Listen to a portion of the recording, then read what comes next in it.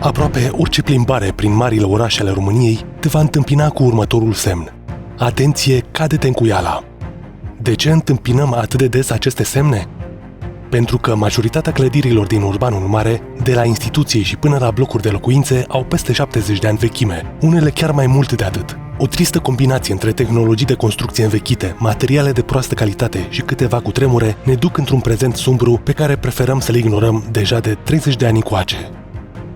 Și totuși, e un lucru știut că noi, românii, ne pricepem bine la a face, nu-i așa? Haz de necaz, adică la a bagateliza lucrurile serioase până le transformăm în satiră națională.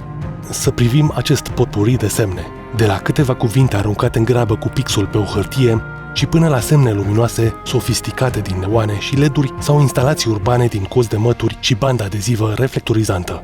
Încă o dată am dovedit că în loc să rezolve problema și să retencuiască fațadele căzute, geniul artistic al românului nu disperă și nu doarme, ci înfrumusețează cum poate.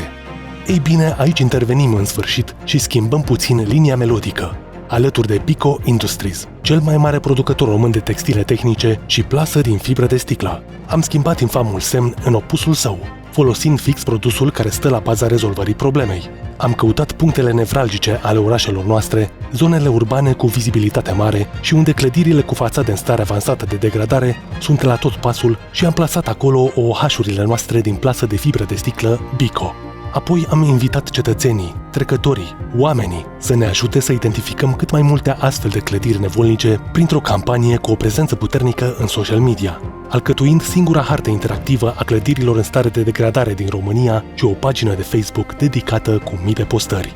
Apoi, pornind de la această hartă, am donat fix meșurile folosite în campanie și le-am pus la locul lor, sub fațade, de data aceasta nu deasupra lor, reușind să integrăm astfel un mic, dar mare demo de produs în situ.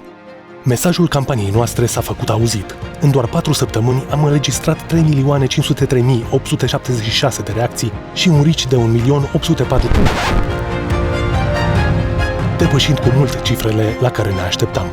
Să însemne oare asta că ne pasă de fapt și că dacă punem umărul la treabă, reușim să punem și tencuiala la locul ei? Poate.